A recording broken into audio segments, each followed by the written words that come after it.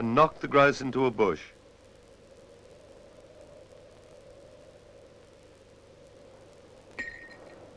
She threw up again, and then, very unusually for a peregrine, crashed right into the bush and killed her grouse there.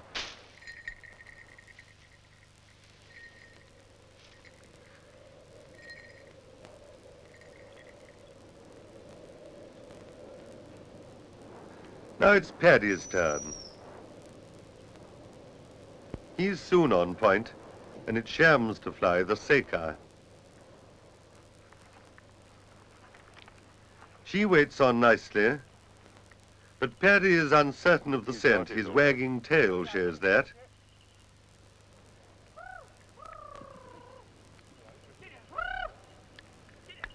Now he's got it, but he puts the grouse up too soon when the hawk is out of position. She acknowledges the grouse there, but doesn't try to fly them. Instead, she goes off on the soar. That is to say, she goes up and away until she disappears in the clouds, totally disregarding all recall signals.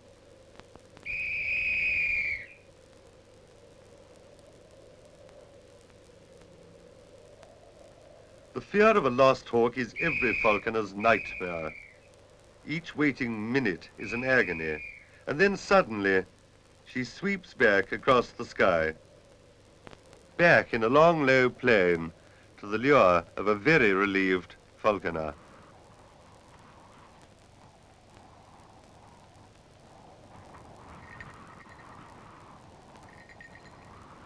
Now, he had been a very worried man. He thought she had probably gone off on the soar to cool herself. If so, she might be the better for a bit of damping down. Then she's hung out to dry. And later in the day, she gets another chance.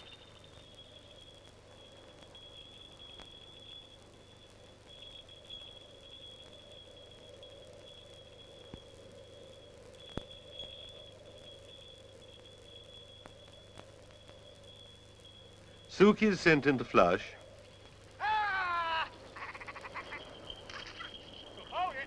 Shams comes down very fast, hits the grouse hard. A very short throw up, the Seca speciality, and she has it.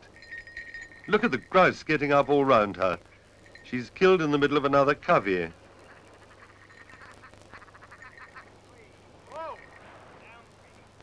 And now the falconer is the happiest of men. Shams has killed her first grouse, and it's a tremendous day for him. Luncheon at the Old Croft. The hawks that are not to fly again are fed up, given a good cropful.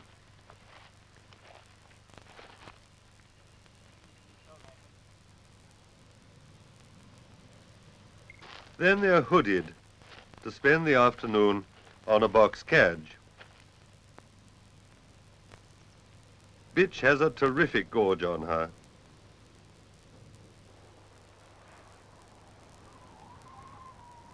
Now it's Nassim's turn. When he's cast off, this marvelous little tiercel takes one turn near the ground and then fights his way up. Up and up, until at about 800 feet, he waits on.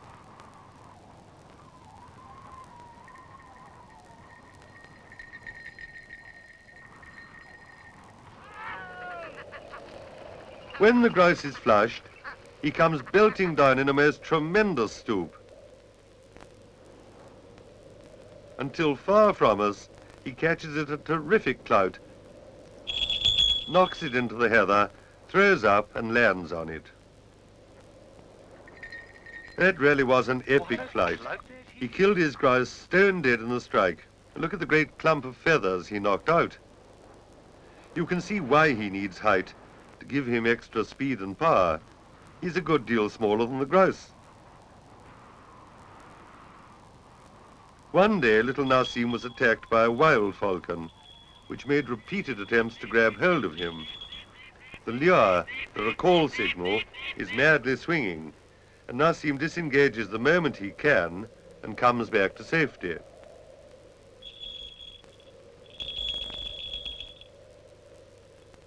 Gillard, the executioner, is to fly next. Grouse up. Gillard comes sweeping down, and the grouse ducks into some rushes in front of her. Gillard throws up. Another grouse gets up. She completely disregards it. She's got her grouse marked, and that's it. She takes it head on, a masterly piece of footing.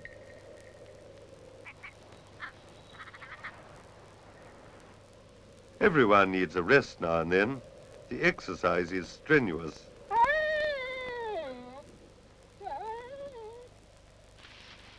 When we last saw Arnak, she was flying on the Creons. She has never flown free until today, and today she's flying to the lure. Her instinctive mastery of the thing is amazing.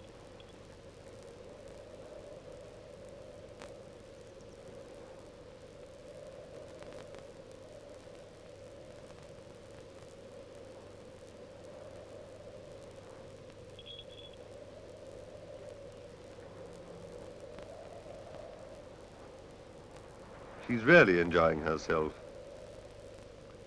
A rose in the air.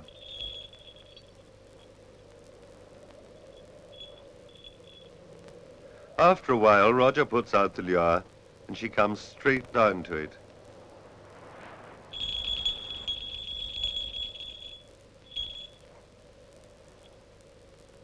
It's extraordinary that any bird can fly so beautifully the first time she has ever been free on the wing.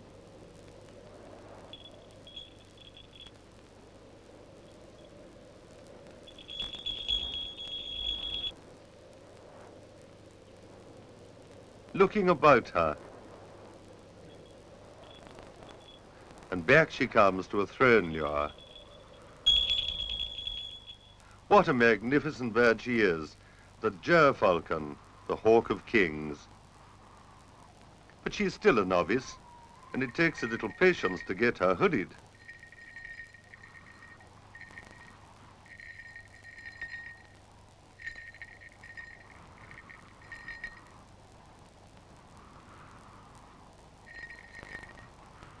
Some days later in the evening, Arnak gets her first chance at grouse. Queenie finds a point, and the moment the grouse is flushed, Arnak plunges down and flies it clean out of our sight. The pursuit was instinctive. She'd never seen a grouse before.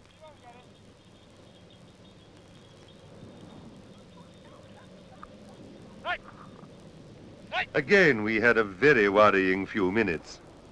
And then suddenly somebody saw her, a tiny dot high in the sky behind us, coming straight back into the lure.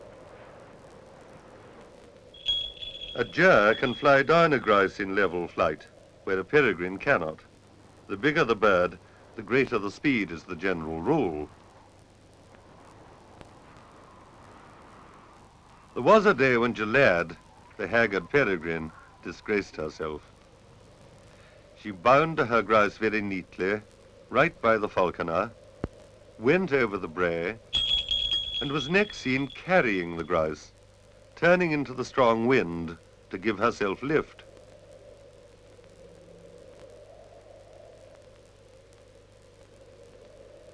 She went on and on, right over the next shoulder and out of our sight. This is a great way to lose a hawk. She will be down somewhere, eating her grouse, in several square miles of heather, and nobody knows where. But about 2 hours later, after a long and intensive search, somebody heard her bell. She'd plucked her grouse, and as we arrived, was just drawing it. It was a great relief to get the leash back on her.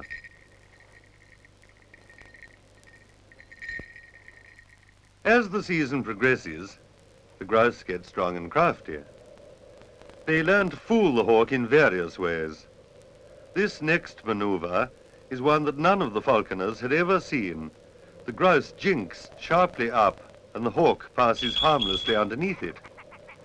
Only the slow-motion camera has shown us this upward jink.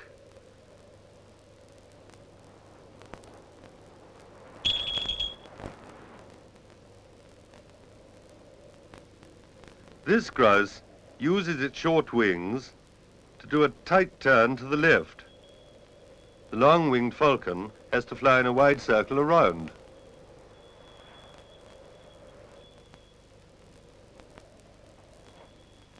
This grouse, knocked into the heather, waits there, watching the hawk,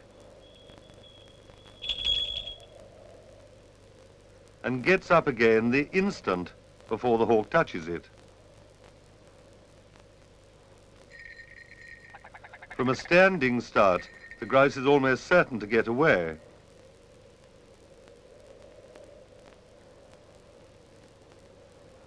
This one does the same and runs before taking off.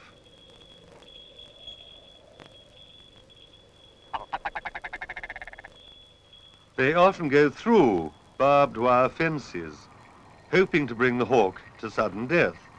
This one was wise enough to flip over it.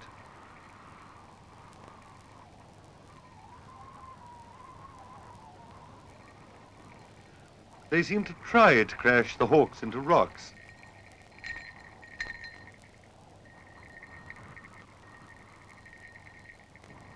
But the hawks get pretty good too. What a lovely bind. But she's dropped it. That grouse went right on and got away.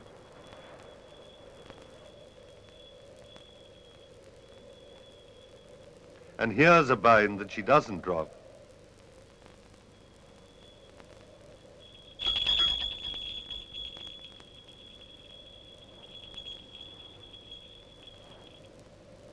And another, so fast that she has to lose speed over about 300 yards before she can safely land.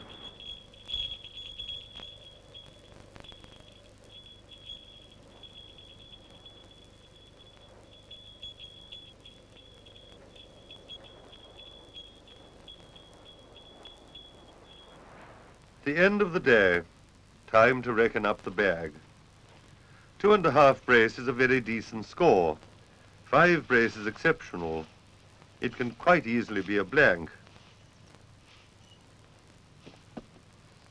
Dogs and hawks into the car.